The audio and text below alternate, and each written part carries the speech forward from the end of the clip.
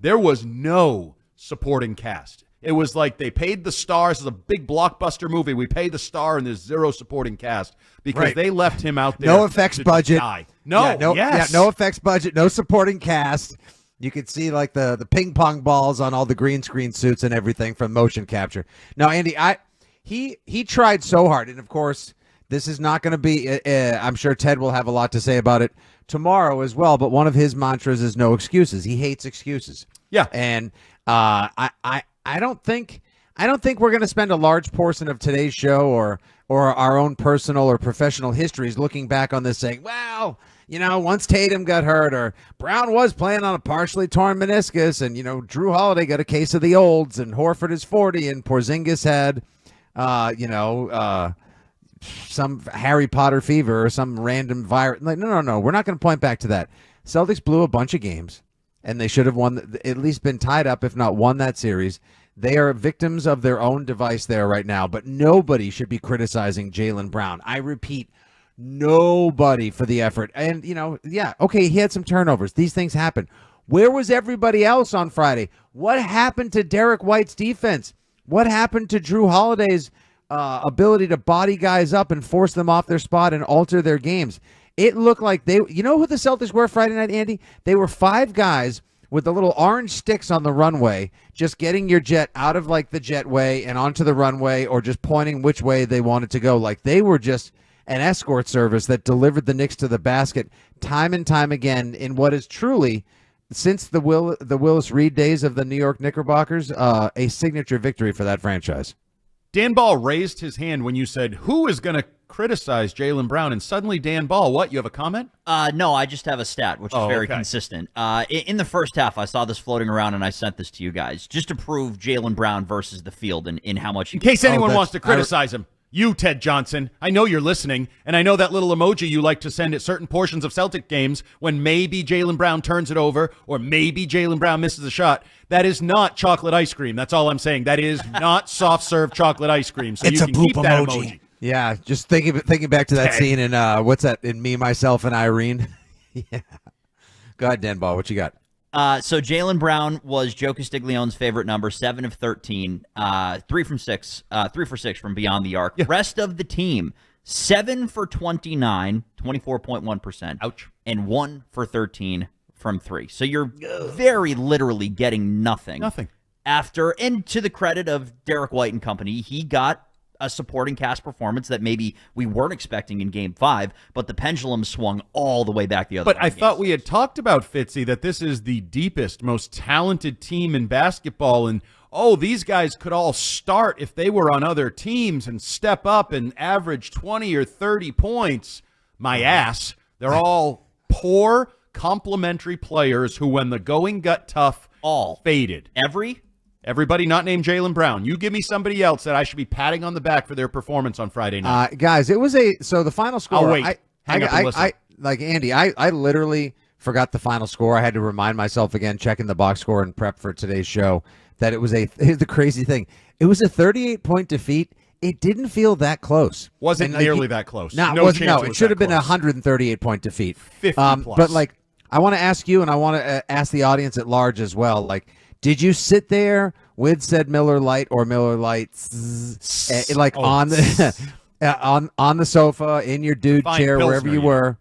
Did you sit there and watch the whole game, or did you do what I imagine a lot of other people did? I didn't miss any of the game, but I quickly switched from, I'm not going to sit down on the sofa here and just get absolutely blasted watching this game. No, I'm gonna I put it on. I switched it from TV to phone, then brought the phone with me, unloaded the dishwasher, swept up. I did things because I just couldn't stand the idea of just sitting there idly watching the Celtics get eviscerated in front of. It was so uncomfortable that I couldn't just sit there and watch the whole thing, full well knowing the scene that was to unfold outside on 33rd Street and 7th Avenue. Have they cleared that yet outside MSG? Was that guy sitting on top of the frickin' wherever the hell? Sitting atop an electric street sign, yes. Yeah, why? Somehow he climbed up there in sandals. Why not? Dumb. Because it's a bad idea. I don't know, I don't have enough beer muscles, beer climbing ability, beer goggles, beer anything. Yeah, I mean, you're an adult theoretically, so that's how you're supposed to think I'm about very immature, and that's just something I would never do. Anyway, I did watch the whole game, but I can tell you this. So I went home. We left Fenway Park. I had my beautiful green City Connect jersey on, Rich Keefe. I'm driving home. I wear that thing the whole way home. I take it off because it's a Celtics game, and I walk into a house filled with high school kids who are literally bouncing off the roof. They all had Celtics jerseys on. They're jacked up. They're screaming. They're yelling, and that lasted about, I don't know, 20 minutes to a yeah. I'll give them like 20 minutes to a half hour. By the third quarter, they were all leaving. What's the score now? We're leaving. Like they canned that game. Thanks for the at wings, halftime. Mr. Hart. See you next fall. Absolutely. They were gone. I don't know whether they were going to a party or doing whatever high school kids do on a Friday night, but they could not have gone from more invested in that game to an hour later being not caring, less invested, off to the teenage life that is pre-college. Kind of matched the Celtics. Yes. Yeah. No. They brought like more the energy. pomp and- No. They brought way more energy to start the sure. game than the Celtics did. The Celtics, other than Jaylen Brown, and I know I'm the Homer honk, 617-779-7937. If any of you want to yell at Jaylen Brown or say he wasn't ready or he let the team down playing on a bad meniscus, I'll take those calls today and we'll fight it out. Because I think he showed up and he tried to show out and everybody else ditched him. Everybody. And I include his coach on that because his coach didn't have his team ready to play. Joe Mazzulla. That's your job. Andy, can I also just... One big takeaway I have, no, Joe Mazzulla did not have a great postseason by any stretch of the imagination. And no, this is not going to be the Joe Mazzulla call for his job, Mazzulla referendum show, though I will be the first of many to say I don't necessarily think that he did a ton to help the team win or got or find ways to get them out of the hole. But again, he didn't miss all those shots in game 1, game 2, game 4, and subsequently game 6 as well. But I do want to go back to both the iterations of this show and even some other shows that I did last fall on the weekends, on nights, whenever. Brag. Many times, you and I both tried to play the trust our eyes game, like it was the eye test. And as the Celtics had a swoon in the middle of the season, or they would have their games against OKC, and obviously that's a very good team because they're in the Western Conference Finals and could well be NBA champions. A lot of times we said there's something just doesn't feel right about this team. Something feels off. And I just want to point back that it's okay to sometimes, trust your gut, trust your eyes. You've seen several thousand basketball games in your life. And while no one is going to entrust the two of us to be the new shepherds of the Boston Celtics organization, blow up the roster, reconstruct it, or coach a game, at the same time, it's not patting ourselves on the back. It's more just I'm glad we said what we said, and we should believe it as opposed to letting people shout us down from, the Banner 18 mountaintop. You guys don't know what you're talking about. Oh, come on. It's ridiculous. This team's a wagon. They're going to... No, something felt off, and here we are. And one of the things I thought of, because this collapse, this failure, to me, is up there with some of the great failures in the history of Boston collapse. sports. That's the word. It is an utter collapse, Andy. Yes. The Bruins, the 2007 Patriots, and the first thing I thought of, because I mocked it back then, when that behind-the-scenes footage, and we'll get to some more behind-the-scene footage later when we talk about Forged in Foxborough, the longest thing I've ever watched on YouTube. At least it was Holy mercy. It's like it was objective, right? Yeah, it's not objective, and we'll get to that later, but there was one of those behind-the-scenes pieces with Belichick that he said, well, if you cover Moss over the top, and you cover Welker underneath, we're screwed. What are we going to do then? And I was thinking, no one's come close to doing that, so why are you worried about that?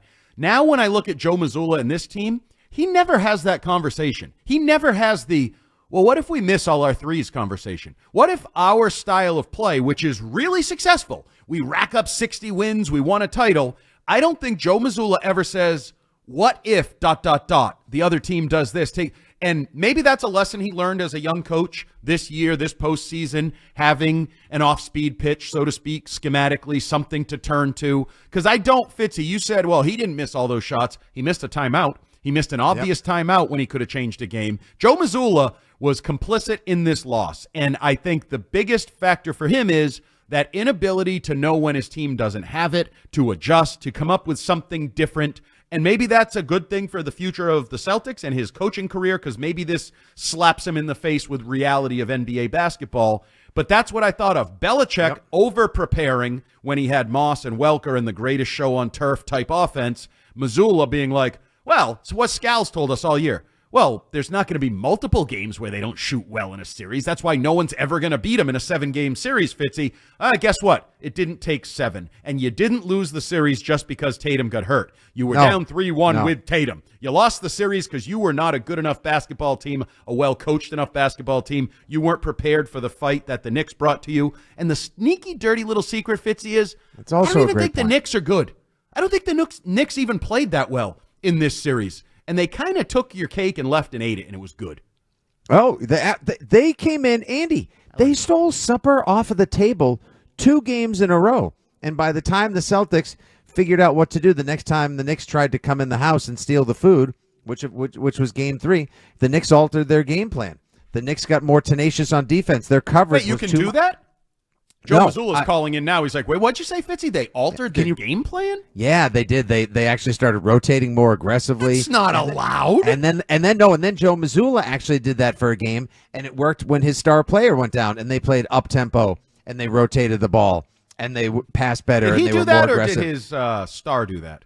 I'm going to give Jaylen Brown credit for that. It He may have brought the been tempo to that game. crazy thing. Ready? It could have been a combination of both of them, which would be wild to think. And then by the time it got to Game 6, the Celtics were on their heels from Jump Street. The moment was too big, which is a surprise because you would never think such a thing of a marquee franchise that just won a world championship. But 11 months ago, the Knicks' energy, we talked about it Thursday and Friday at length. Will the moment be too big? Will that energy from the team, from all the players that see the moment, that see how huge this is for the Knicks franchise, the Garden, and it was just way too much, and the clock ran out. But you can't tell me that you can't use the excuses of the injuries. You can't say they didn't have enough talent on the floor, because they sure had enough talent on the floor to run the Knicks off in Game 5, and then come Game 6, nothing. They had absolutely nothing. So that's why I believe that word collapse is the most appropriate to describe what happened to the Celtics.